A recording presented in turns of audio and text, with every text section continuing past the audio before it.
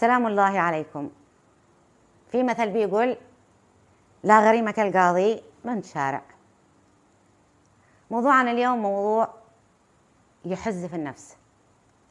الأخ محمد محفوظ من أبناء تهامة، كان مغترب لمدة طويلة وقرر أنه يستقر في وطنه.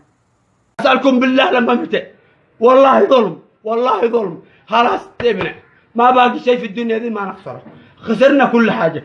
إننا أخسر بيتي وكرامتي والله ما أخسرها إلا على روحي. هؤلاء اللي ما حد منهم شاف قضيتي وقال لي يا محمد تعال عشان ننظر في قضيتك أو أي شيء، وهذا العقد المزور وهذه الأوراق المزورة وهذه الادعاءات وهذا الشهود وهذا كل شيء، وعندي أوراق مليان مكدسة.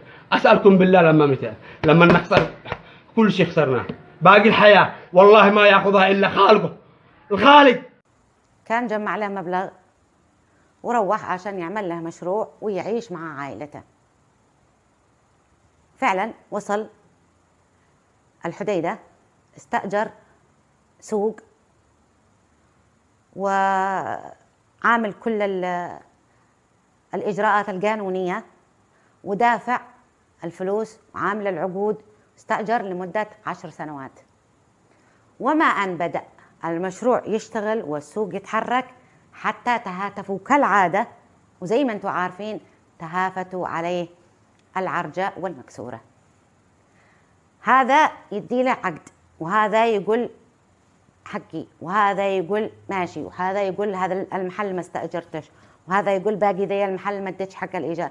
المهم دخلوه في غاغة، ووصلت المواصيل للمحكمة بالفلوس، بالرشوات، بالمفتوح نتكلم. القضية وصلت المحكمة، زوروا عليه عقود وزوروا عليه يعني مستندات وزوروا عليه بصمات يعني محبوكة من كل ناحية. الرجال حاول يدافع عن نفسه، حاول يثبت حقه، حاول. أبدا أبدا أبدا تكالبوا عليه جميعا. وبدل المحكمة تحقق في الموضوع وتشوف طلبوا منه ضمانة، ما رضيوش يقبلوا لا ضمانة تجارية ولا ضمين ولا أي شيء. قصبة وتحت الضغط قالوا ما يشتوا إلا ضمانة البيت حقه، بيته الذي فيه أسرته وأطفاله.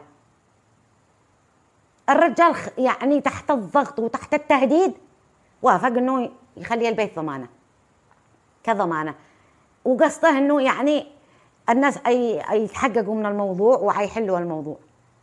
ما ان خرج حتى ما شاء الله المحكمة بسرعة ارسلت من يشوف البيت ويثمن البيت يبيعوه بالمزاد العلني.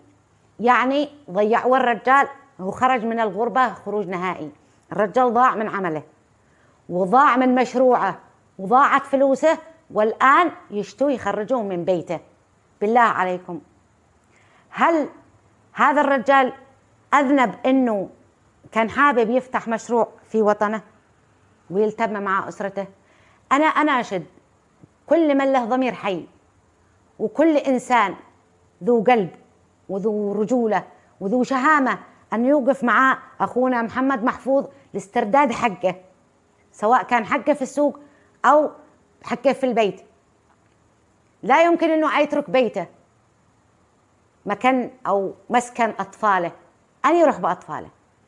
وللعلم وللتنويه أنه المعمل الجنائي أثبت أن العقود مزورة وأن البصمات مزورة الذي قدموها عليه وقدموها ضده، ولكن لا العاقل رضي يعمل له إفادة أن البصمات والعقود مزورة، ولا في القسم رضيوا يعملوا له إفادة، ولا حتى في المحكمة. حتى المشايخ والعقال الذي التجأ لهم يوعدوه في الليل أنهم يوقفوا معه وفي الصباح يغيروا رأيهم.